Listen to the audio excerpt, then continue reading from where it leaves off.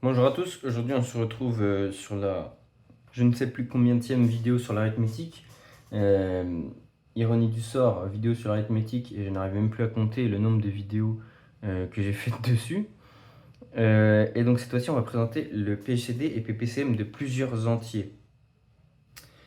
Euh, et normalement j'aurai juste une dernière vidéo, promis, où je ferai le PHCD et PPCM, leur décomposition en facteurs premiers.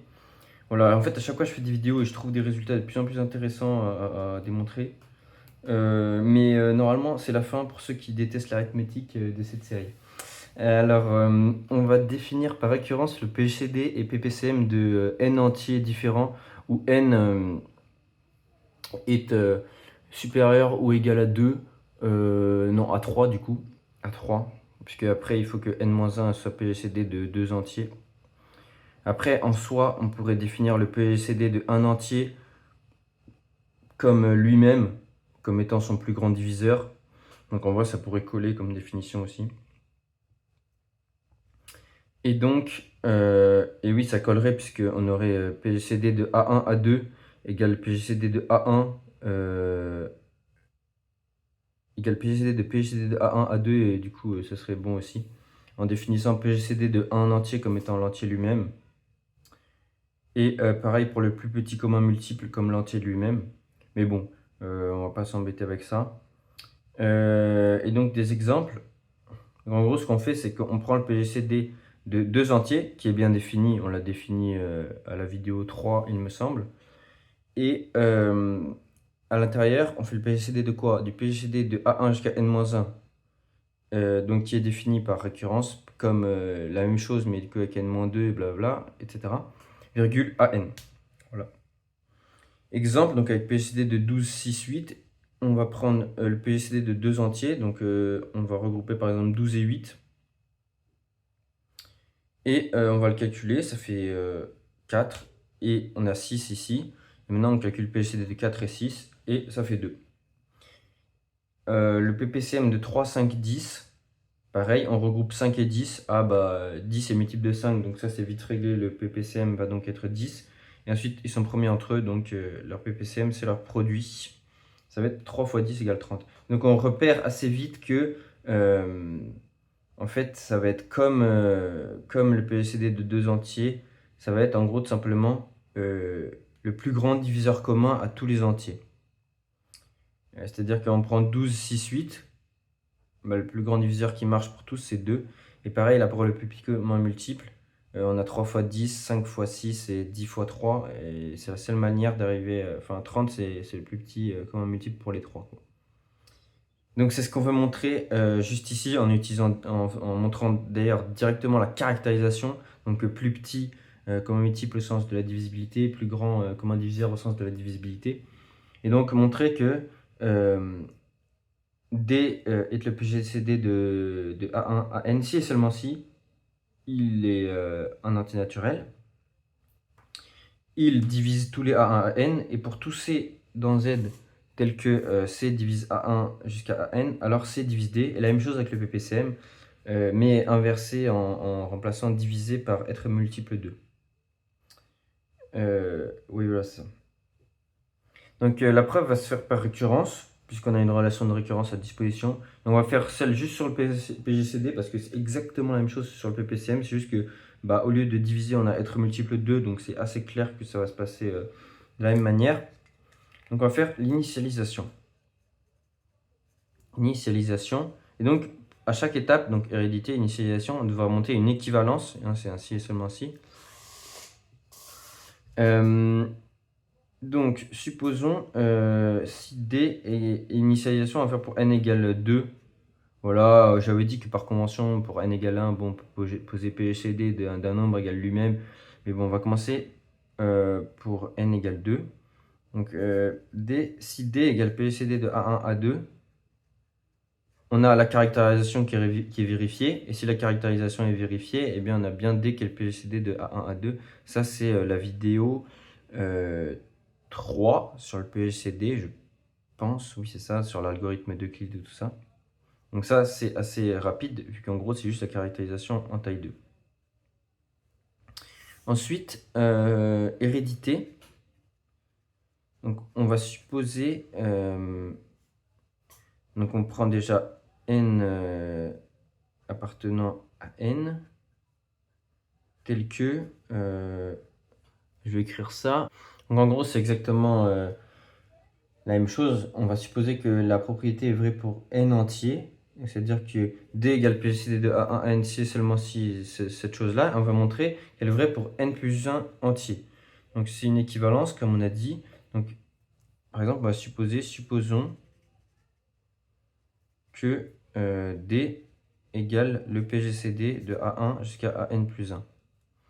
Et tout ce qu'on a sur le PGCD de A1 jusqu'à AN plus 1, c'est la définition qui est juste ici. Donc c'est que D égale PGCD de PGCD de A1 à N, virgule AN plus 1. Voilà. Et on veut montrer la caractérisation, c'est-à-dire que déjà on veut montrer que D divise tous les A1 jusqu'à AN plus 1, et pour tous C dans Z tel que C divise tous les A1 jusqu'à AN plus 1, alors C divise D. Voilà. Un peu long, mais on va y arriver. Donc, montrons que D divise A1, D divise AN plus 1. Alors, comment procéder? On va utiliser donc cette expression-là. Voilà. Et on va essayer de se débrouiller avec ce qu'il y a à l'intérieur. On sait que le PGCD de ces deux entiers est un diviseur de ces deux entiers. Donc on a D qui divise PGCD de A1 à N et D qui divise AN plus 1. Ok. Donc déjà, il y en a un qui est bon. On a trouvé D qui divise AN plus 1, ça c'est bon. Mais comme la propriété est vraie pour n entier, la propriété de caractérisation, on sait que le PGCD de A1 à n entier, c'est l'unique entier tel que, notamment, cette propriété est vérifiée. D divise A1, D divise A2, D divise AN. Donc ce truc-là divise A1 jusqu'à AN. Donc ça, par exemple, ça divise, donc voilà, ça divise tous les AK, K appartenant à un N. Et par transitivité de la relation de divisibilité, on est bien D qui va diviser tous les AK appartenant à un N, donc tous ceux qui nous manquaient, voilà, jusqu'à D divise AN. Donc ça, c'est parfait. Aussi, il fallait montrer qu'il est dans N, donc qui est bien entier. Ça, c'est bon parce qu'en gros, c'est un PGCD, ça s'écrit comme un PGCD, donc c'est bien un entier tout simplement. Donc ça, c'est assez vite vérifié. Ensuite, maintenant, on va passer à la deuxième condition. Donc, c'est-à-dire qu'on va poser C dans Z, tel que C, il divise tous les A1 jusqu'à AN plus 1. Et on va montrer que C, il divise le plus grand diviseur commun, donc il divise D. Alors, comment on va s'y prendre? On va faire exactement la même chose qu'on a fait. On va en gros restreindre l'hypothèse à n entier, voilà. On va restreindre l'hypothèse à n entier. Donc, on a que déjà, C, il divise tous les A1 jusqu'à AN. Voilà, jusqu'à AN. Et ça, on sait par l'hypothèse sur n entier, qui est vraie l'hypothèse de récurrence, que ça veut dire que C divise, non pas D, le D qu'on a posé jusqu'à n plus 1, mais C divise le PGCD de A1 jusqu'à AN. Voilà. D, enfin D, pas D, mais PGCD de A1 à N est l'unique entier qui vérifie ça. Voilà. Or, on a aussi C qui divise AN plus 1, ça c'est dans l'hypothèse, et C divise AN plus 1. Et là, qu'est-ce qu'on fait? On réutilise la caractérisation taille 2 qu'on a vu en initialisation, c'est-à-dire que C qui divise A, C qui divise B, alors le PGCD de AB va diviser, C va diviser le PGCD de AB. Ça, c'est la caractérisation qu'on a vue à la vidéo 3. En gros, dès qu'on a un diviseur commun à A et B, alors il va diviser le plus grand diviseur commun. Donc, C va diviser le plus grand diviseur commun de ces deux choses-là. Voilà, PGCD de A1, AN, AN plus 1. Et ça, c'est quoi? Bah, c'est exactement notre D. C divise D. Donc ça, c'est parfait. On a bien montré le premier sens de l'équivalence. Ensuite, on va essayer de montrer le deuxième sens. Je vais essayer de faire un double truc comme ça. Comme ça, on voit bien la caractérisation juste ici. Et on peut assez bien avancer. Voilà, ça c'est bien. Donc, supposons que donc, les trois propriétés, D appartient à N, D divise A1, D divise AN plus 1, et pour tout C appartenant à Z, tel que C divise A1, C divise AN plus 1,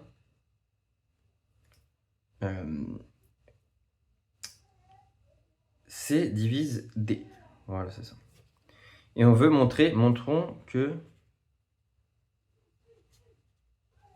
D égale PGCD de A1 à N, donc au sens de la définition, égale PGCD du PGCD de A1, donc au sens de la définition, voilà, plus 1, égale PGCD de A1 à N, voilà, virgule à N plus 1.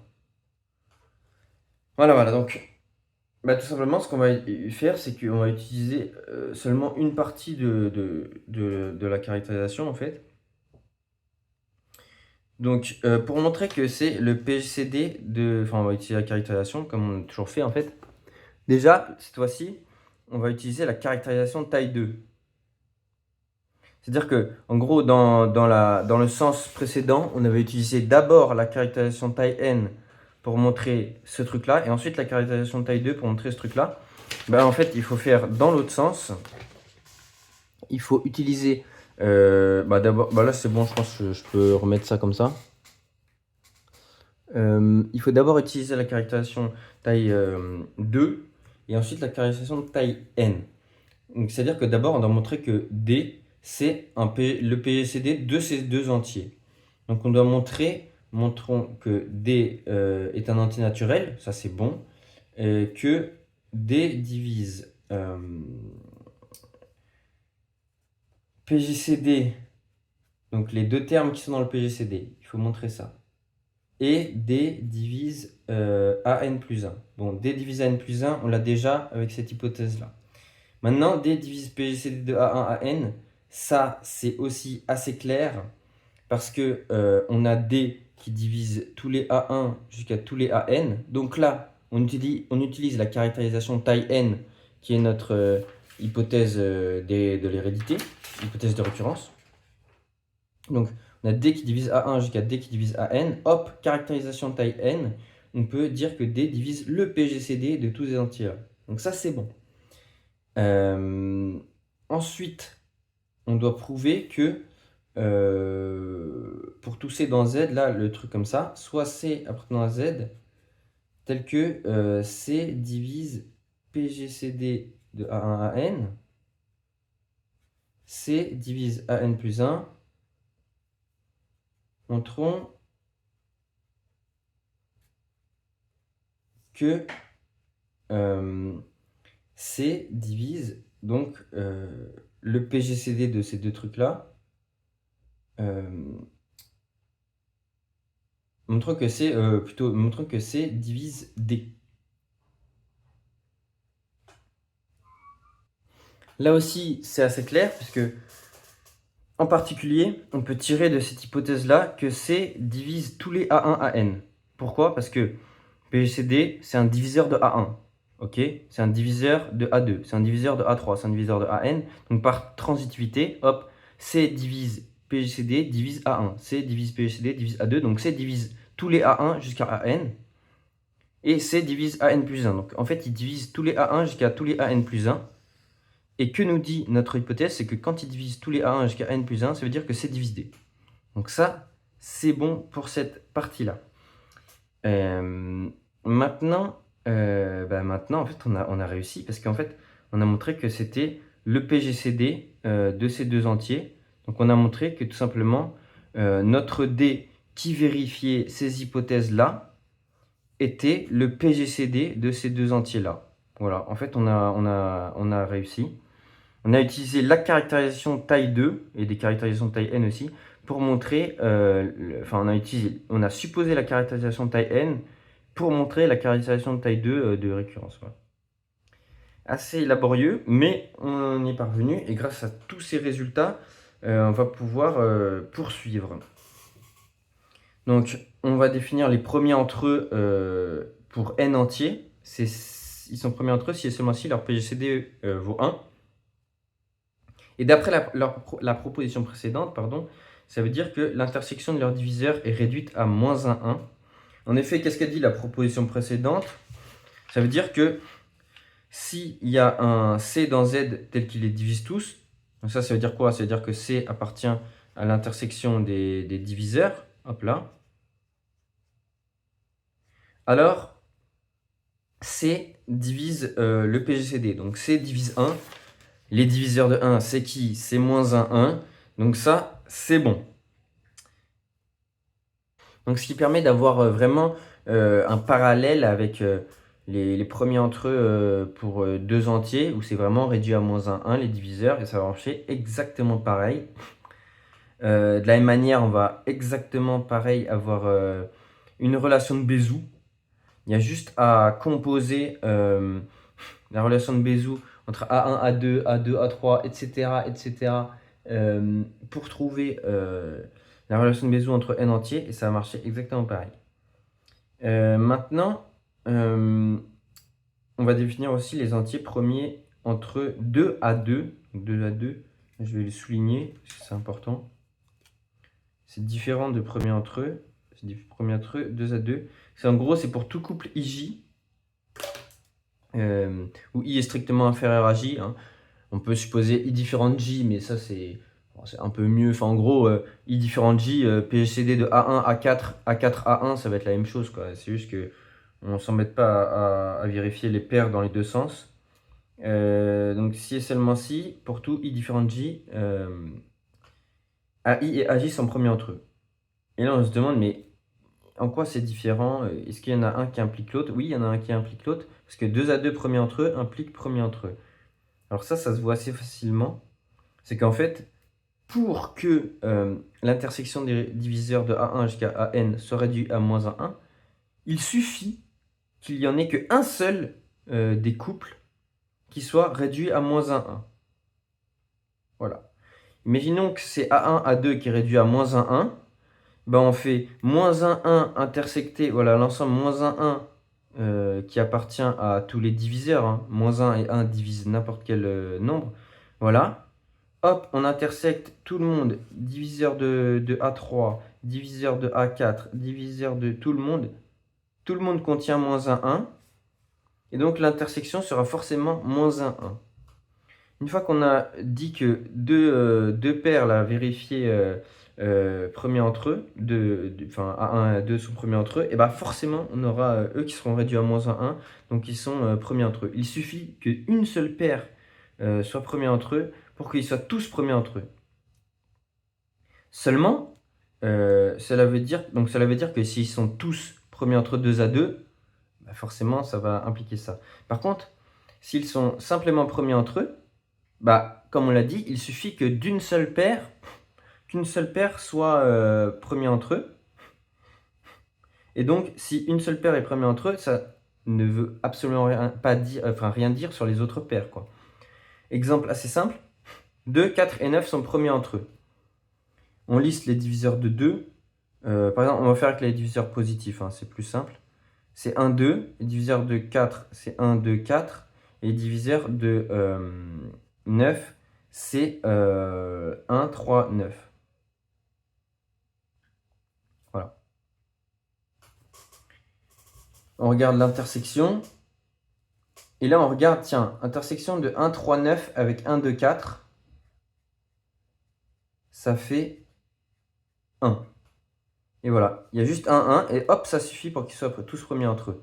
Mais est-ce que ça veut dire qu'ils sont tous premiers entre eux 2 à 2? Non, parce que par exemple, si on regarde l'intersection de 1, 2 avec 1, 2, 4, eh bien on a le 2 qui est en commun.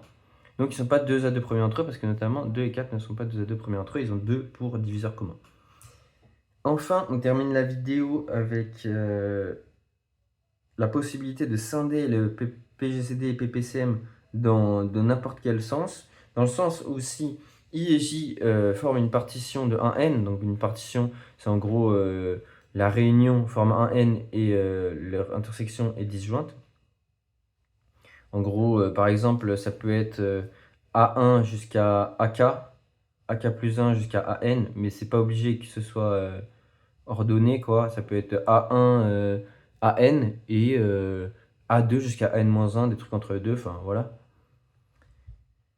Alors, PGCD de A1 à N égale PGCD de tous ceux qui appartiennent à la partie I, virgule, PGCD de tous ceux qui appartiennent à la partie J, avec pour convention PGCD de AI égale le seul entier qu'il y a dedans si I est un singleton. Et c'est la même chose vérifiée pour le PPCM. Et en plus, là j'ai scindé en 2 parties, mais si on veut, on peut encore scinder ça en 2 parties, puisque c'est vrai pour tout n, et on pourrait scinder ça en 2 parties, en 2 parties, en 2 parties, on peut scinder en toutes les parties, en gros, on peut calculer le PGCD comme on veut, en scindant les A1, AN comme on veut, et en prenant le PGCD, voilà. Donc, par exemple, si on veut calculer PGCD de, je sais pas moi, 1, 2, 3, 4, 5, 6, 7, 8, 9, 10, ben on peut faire PGCD de 1, 2, 3, PGCD de, je sais pas, 5, 10, comme ça, et voilà, compléter comme on veut, en scindant en partie de 3, 4, 5, voilà. Tant que ça forme une réunion et donc disjointe, voilà, il peut y avoir deux à la fois dans deux PGCD, bah c'est bon, on peut calculer comme on veut ce PGCD-là. C'est assez impressionnant. Et en plus, c'est assez simple à montrer, pour le coup. Puisqu'en fait, on a juste besoin de les montrer taille 2. Voilà. PCD de 2 trucs taille 2. Et ça, on sait très bien faire. Hein. Avec taille 2, on utilise la caractérisation des deux entiers, etc. Et on a juste à le montrer taille 2. Et après, on l'aura montré, c'est ce que j'ai prouvé là, pour n'importe quelle taille, vu qu'on peut encore scinder les trucs à l'intérieur. C'est assez cool. Donc là, il y a deux manières de prouver ça. Soit on prouve que ce truc-là égale le PGCD de deux termes, voilà, on utilise la caractérisation taille 2, soit on prouve que ce truc-là égale PGCD de n termes, donc on utilise la caractérisation taille n. Alors, libre à vous de faire comme vous voulez. Moi, je vais utiliser la caractérisation taille n, allez, comme on vient de la prouver par une grosse récurrence, autant l'utiliser maintenant. Donc, la caractérisation taille n, c'est D égale PGCD de A1 à N, on a dit, si et seulement si, je vais réécrire un peu tout ça, D est un entier naturel, D divise A1, D divise AN, et pour tous C appartenant à Z, tels que C divise A1, C divise AN, alors C divise le plus grand diviseur commun. Donc on va essayer de poser ça avec notre candidat. D égale PGCD de AI, I appartenant à I, virgule PGCD de AJ, J appartenant à J. Alors, est-ce qu'il appartient à N? Oui, parce que c'est un PGCD, donc c'est un entier positif. Ensuite, est-ce qu'il divise A1 jusqu'à AN? Alors là, plus compliqué ou non, hein, on va voir ça. On sait que c'est un PGCD de deux trucs. Donc notamment, c'est un diviseur de ces deux trucs à l'intérieur. C'est-à-dire que D divise PGCD de AI, I appartenant à I, et D divise PGCD de AJ, J appartenant à J. Oui, j'ai pas oublié de parenthèse.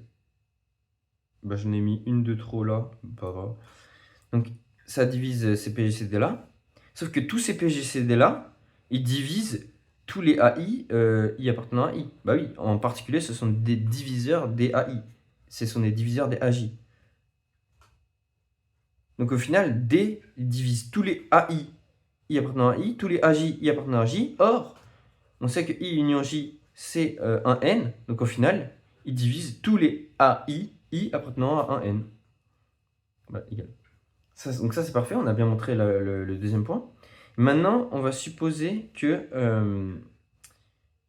enfin, on va justement... Oui, on va supposer soit C appartenant à Z, tel que C divise A1, C divise AN. Et on veut montrer que C divise D. Alors si C divise A1, C divise AN, bah C divise tous les AI, I appartenant à I, C divise tous les AJ, J appartenant à J. Oui, j'utilise juste le fait que I et J forment une partition de 1N. Donc c'est-à-dire que là, je trie mes AI, là, je prends ceux qui sont dans I, je prends ceux qui sont dans J, et je peux réécrire ça de cette manière-là. Donc ça veut dire que, par caractérisation du PGCD, taille cardinale de I, taille cardinale de J, tiens, il fallait utiliser une caractérisation du PGCD, taille cardinale de I aussi, ça veut dire que C va diviser le plus grand diviseur commun de AI, I appartenant à I, voilà, hop, et ça, cardinal taille de J, enfin, cardinal de J, caractérisation du PGCD, cardinal de J, voilà. Et là, on va réutiliser la caractérisation de taille 2. On a C qui divise deux trucs. Donc, C va diviser leur PGCD. Donc, C va diviser PGCD de ça, virgule PGCD de ça. Donc, en gros, notre candidat D. Donc, C va diviser D. Ce qui est bien, ce que vont les montrer. Parfait. C'est la fin de cette vidéo sur les PGCD et PPCM de plusieurs entiers. Merci d'avoir regardé.